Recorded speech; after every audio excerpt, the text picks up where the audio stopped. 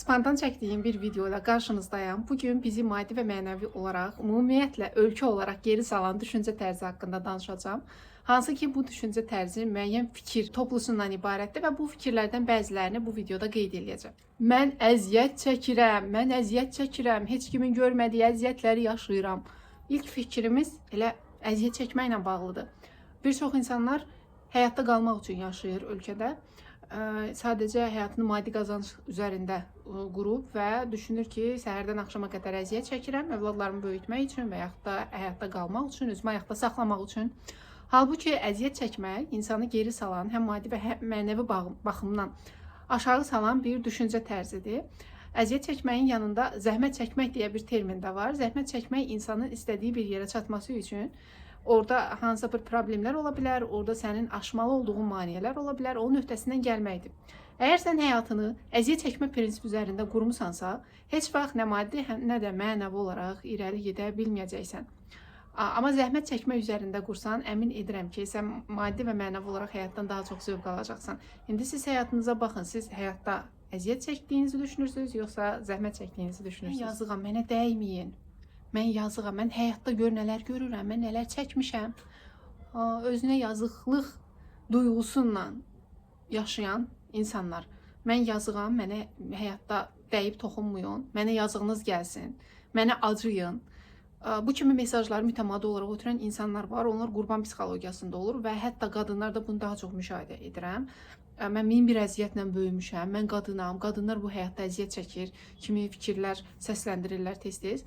Təbii ki, bir insan yazıqlıq duyğusu içərisindədirsə, o qurban psixologiyasında olur. Qurban psixologiyasında olan bir insan da heç zaman addım atmaq istəmir, məsuliyyət götürməkdən həmişə qaçır, həmişə bəhanələr axtarır və təəssüflər olsun ki, bu bəhanələri kənarda axtarır. Yəni, özünlə bağlı bəhanələr deyil, bu çox vaxt başqalarını günahlandırır. Filan kəsə görə mən belə oldum, filan kəsə görə mənim həyatım bu şəkildə oldu, atama, anama görə mən bunları yaşadım kimi fikirlər səsləndirirlər.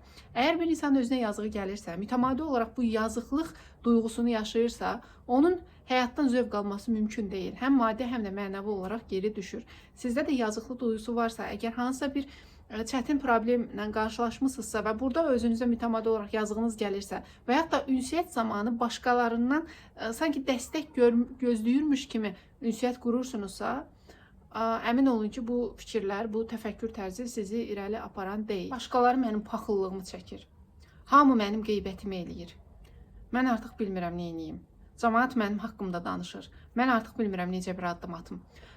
İnsanların fikrinə bu qədər əhəmiyyət verən insanlar.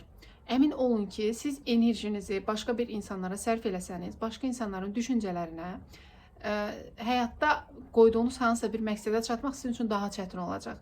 Çünki insanın müəyyən bir enerjisi var. Bu enerji tükənən bir enerjidir.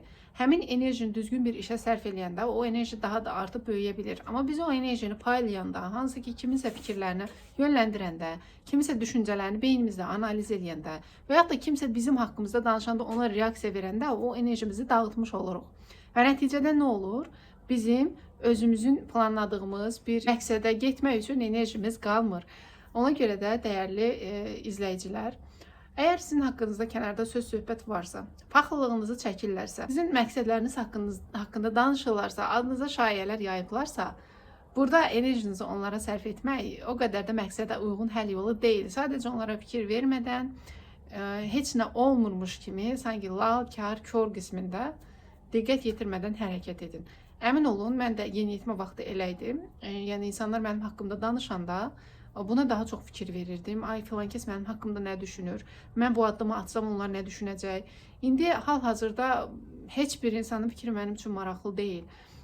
Təkcə öz fikirlərim maraqlıdır. Çünki öz qərarlarıma güvənirəm. Özümün hansı addımı nə üçün etdiyimi başa düşürəm. Digər insanlar onsuz da hər zaman danışacaqlar. Siz onlara diqqət yetirsəniz, onlara fikirlərinə icazə versəniz ki, sizin enerjinizi utsun, o zaman irəli gedə bilməyəcəksiniz. Mənim həyatımda heç nə yolunda getmir. 100% başqalarının gözü dəyib mənə. İnsanların gözü dəyib, qonşunun gözü dəyib, mənə nəzər dəyib, əminəm bundan. Doğrudan da nəzər dəyə bilər bir insana. Yoxsa bu bizim zehnimizdə özümüz üçün yaratdığımız bir şablondur. Baxın, mən nəzərə inanmıram. Yəni, insana kimisə gözünün dəyməsi, işlərinə, nə bilim, düzgün baxmaması, belə bir şey yoxdur mənə görə. Biraz qəribə səslənə bilər, amma həqiqətən də mən real həyatda nəzərin varlığına inanmıram. Mənə görə insanın enerjisi aşağı düşəndə problemlər ard-arda baş verir və bunu əlaqələndirmək üçün beyində səbəb-nəticə əlaqəsi qurulur. Hansı ki, kimisə nəzəri dəydi, kiminsə gözü dəydi deyə bu mənə belə oldu fikrini səsləndirmək onun üçün daha rahat olur. Amma reallığa baxsaq, mənə görə belə bir şey yoxdur. Sadəcə səbəb-nəticə əlaqəsini qurmağımızla bağlıdır. Və siz necə nəzərə inanırsınız? Bu barədə aşağıda fikirlərinizi ətraflı formada yaza bilərsiniz. Amma mütləq şəkildə bunu hansı səbəblə əlaqələndirirsiniz, bunu da qeyd etməyiniz daha yaxşı ola bilər. Bəlkə mənim də baxış tərzim dəyişir. Videonun davamını gəlməyini istəyirsinizsə, aşağı hissədə fikirlərinizi yaza bilərsiniz.